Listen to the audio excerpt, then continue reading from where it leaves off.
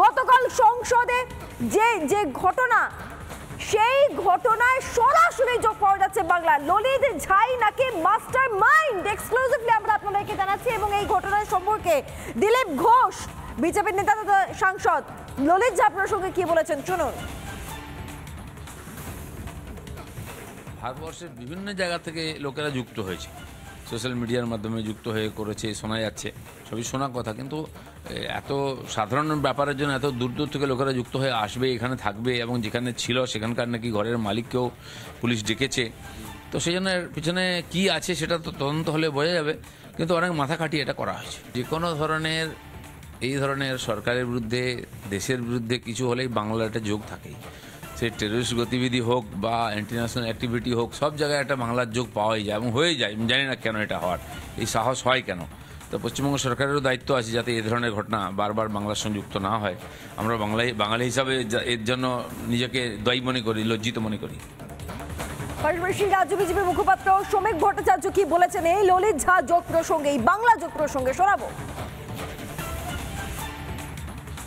গৃহমন্ত্রকের পক্ষ থেকে কালকে পরিষ্কার বিবৃতি দিয়ে জানিয়ে দেওয়া হয়েছে যে তদন্ত চলছে, তদন্ত প্রক্রিয়ায় তারা কিছু এখনো পর্যন্ত জানতে পেরেছে, কিন্তু এটা শেষ না হওয়া পর্যন্ত কেউ কোনো গুজবে কান দেবেন না, অযথা কোনো ঘটনা নিয়ে নিজেদের বিব্রত করবেন না। একজন পশ্চিমবঙ্গবাসী হিসেবে এটা আমাদের কাছে লজ্জাজনক, দুর্ভাগ্যজনক। আগে তদন্ত শেষ হোক, কে কিভাবে এর সঙ্গে জড়িত বা তারা যেভাবে ওখানে প্রতিবাদ জানাতে গিয়েছিলেন বলে গতকাল বিবৃতি দিয়েছেন, সেটা কতটা সমীচীন এবং তাদের সঙ্গে ভারতবর্ষের কোন কোন রাজনৈতিক দল একই সঙ্গে মঞ্চ শেয়ার করেছেন, সেটাও ঠিক সময় প্রকাশিত হবে। শুধু ললিত ঝাই নয়, আরো একটা নাম উঠে আসছে, নীলাক্ষ আইচ। কে নীলাক্ষ আইচ? তনয়া একেবারে, এবং সেটাও আপনাদের সামনে আমরা তুলে ধরছি যে একটার পর একটা ব্রেকিং খবর রিপাবলিক বাংলা দেখাচ্ছে গতকালের তাণ্ডব, এবং তার প্রেক্ষিতে যে ইনফরমেশনগুলো সামনে আসছে।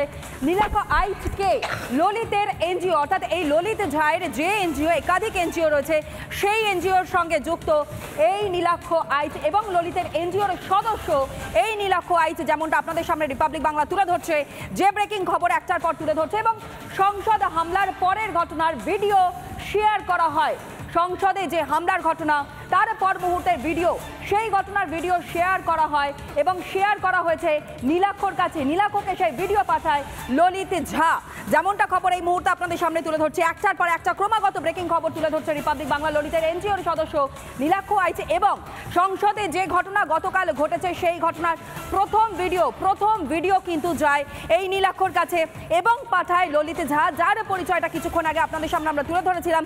এলাকায় একটা আলাদা করে নেটওয়ার্ক এনজিওর সঙ্গে যুক্ত, এবং এই নেটওয়ার্ক মূলত এনজিওর মধ্য দিয়েই চালাতো এই ললিত ঝা, যার কথা উঠে আসছে, এবং তার সংগঠনের সদস্য, অর্থাৎ এই এনজিওর সদস্য ছিল নীলাক্ষ, যেই নীলাক্ষের কাছে প্রথম সেই ভিডিও সামনে আসে। সৃজিতাও রয়েছে আমার সঙ্গে এই মুহূর্তে। সৃজিতা, একটার পর একটা ব্রেকিং খবর এই মুহূর্তে রিপাবলিক বাংলা তুলে ধরছে সংসদে গতকালের এই তাণ্ডবের ঘটনায়।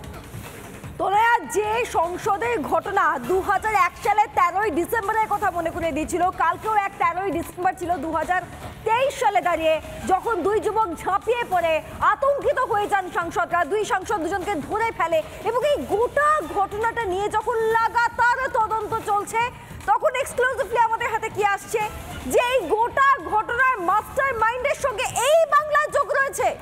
আর প্রথম যে নামটা উঠে আসছে ললিত ঝা, একাধিক এনজিওর সঙ্গে যুক্ত, একাধিক স্বেচ্ছাসেবী সংগঠনের সঙ্গে যুক্ত, এবং শুধুমাত্র ললিতই নয়, আরো একটা নাম নীলাক্ষ আইচ, তাকেই নাকি প্রথম ভিডিওটা পাঠিয়েছিল ললিত ঝা। পার্লামেন্টের এই গোটা ঘটনা নিয়ে রবীন দেব বাম নেতা কি বলেছেন শোনাবো আপনাদের।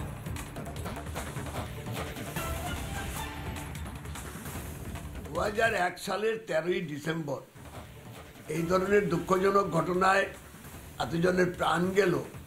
তারপরে 13ই ডিসেম্বরের আগে ওই দিনটাকে ঘিরে পার্লামেন্ট, যেটা নতুন এত ঘটা করে প্রধানমন্ত্রী সেখানে এই নতুন বিল্ডিং তৈরি করলেন, সেই পার্লামেন্ট একটা নিরাপত্তাবিহীন থাকবে, এবং তার সাথে জড়িয়ে আছে বিজেপির সাংসদ, তিনি ওদেরকে প্রবেশ করিয়েছেন। এবং এই ধরনের ঘটনাকে হালকা করে দেখা মানে কি?